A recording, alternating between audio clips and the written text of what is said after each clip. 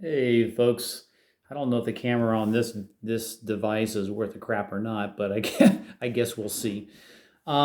Just thought I'd come on and just kind of talk about a few thoughts that kind of came to mind during the inauguration. I actually had a number of different devices going during the inauguration. I actually tuned in to, I believe it was Right Side Broadcast to watch I think it was Right Side Broadcast. Oh, it was Voice of America. I was on VOA, YouTube, Voice of America watching the inauguration.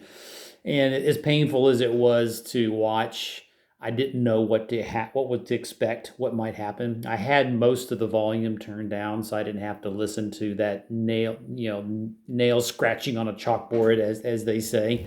Couldn't listen to it, but I had it on, and I was somewhat paying attention to it just to see what might happen. So, a few observations that I had inauguration day that I thought was interesting, bearing in mind what's led up to this point in time and kind of where we are and a lot of the optics and a lot of the frustrations people are having. And I continue to be very optimistic. Um,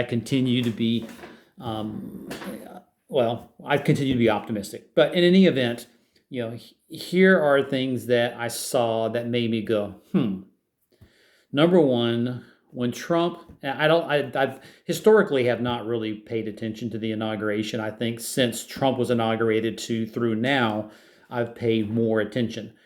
When President Trump was inaugurated, um, he, when he was done and sworn in, Obama was able to helicopter to effectively a paid for charter service plane to go wherever, I guess go home or to go to his private residence. He was not allowed to fly on Air Force One. It was then the president's. So, with that being said, Inauguration Day, as we all well know, President Trump took Air Force One to West Palm Beach. That was number one. So I thought that was kind of odd. Leading into that day, we've all heard that potentially the Insurrection Act was signed, which put the military in power, took President Trump effectively out of power, so military was in charge. The military was strongly positioned in Washington, D.C. So just kind of set the whole Air Force One thing aside for a moment. Everybody was told to stay away. All right. So obviously there wasn't many people there, if anyone at all. President Trump flew Air Force One during the time of the inauguration to West Palm Beach. He landed and was escorted during the inauguration. After the inauguration, Biden was, as I understand it, taken via caravan to the White House. The military, and again, I've seen video. I don't know if it means anything, but the military had their backs turned to Biden. That was interesting. But he didn't seem to have the same kind of formality that Trump had, and I believe other presidents in the past have had. So that was all very interesting to me. So nothing really happened. Oh, and then the other thing that I noticed is that we've gone through 4 years where the deep state obviously was in high tension, high terror. They did anything and everything they could to try to get Trump out of power. During Biden's inauguration, you would think they would have been a little bit more exuberant that, hey, we finally got him out. We're now got our people, our guy in power.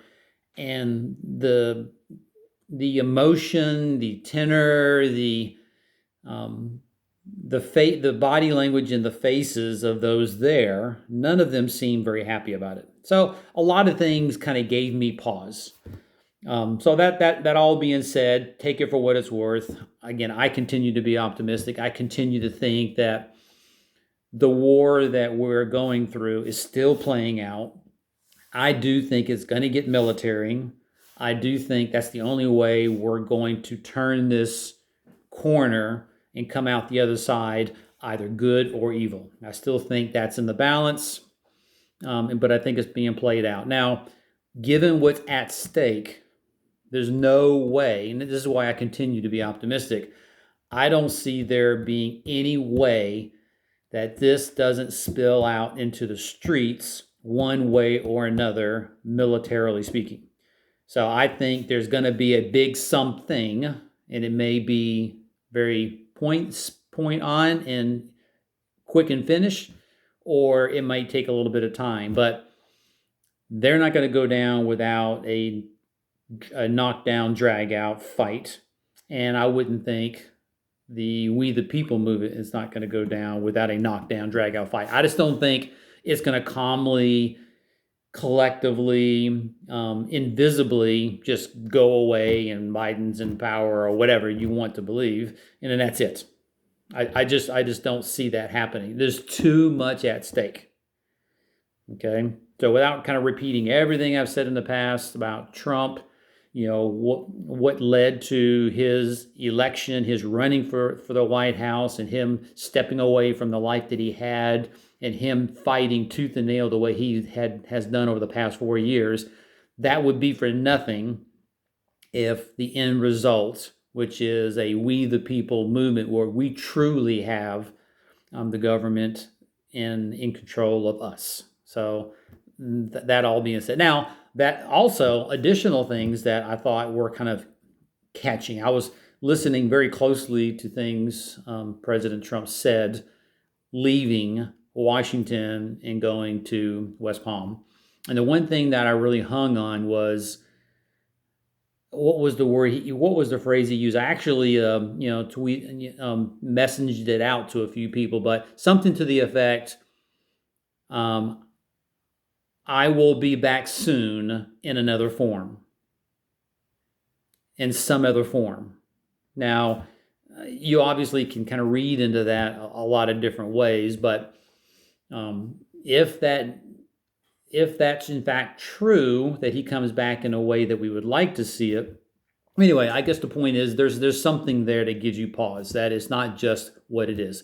And I still haven't heard it. I have yet to hear him say, I concede, the next administration. He never said Biden.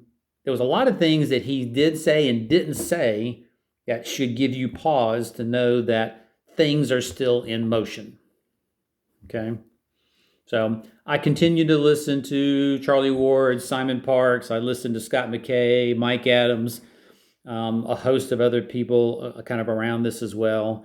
And it's not to say that I don't get discouraged. It's not to say that I don't have my moments of weakness where I get frustrated and a little bit worried. But the good news is if we know what's going on, they know what's going on. So I think it's advantageous for them to keep their plan on how this all plays out close to the vest. Don't communicate. And sure, communicate stuff that can't be changed. Communicate and let us know that things are in motion. That will be good, but nothing that's going to derail the plan. And I think we're kind of going through that period of darkness that's been kind of alluded to through social posts out there, that this should not surprise you. So I think I don't really know what good place to go right now to find information short of a few people I listen to.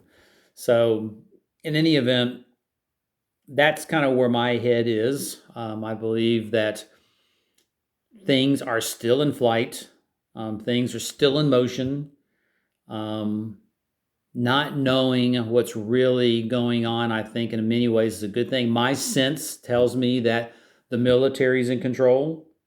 My sense tells me that anything and everything that Biden and Kamala and company are doing is all for show, and that there's really no effect behind what they're doing. So that's my sense. That's my belief.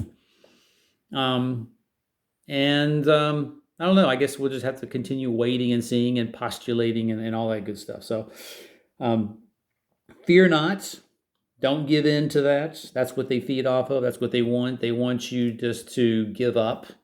And I don't think there's any reason to give up. If anything, we're on the winning side. I think we have the momentum. We just got to keep our foot down and don't let up on the gas, as they say. So anyway, I just wanted to put those few points out there, things to give you pause. Don't so quickly just give up. I mean, that's just ludicrous, just simply ludicrous. So, and anyway, just wanted to put that out there.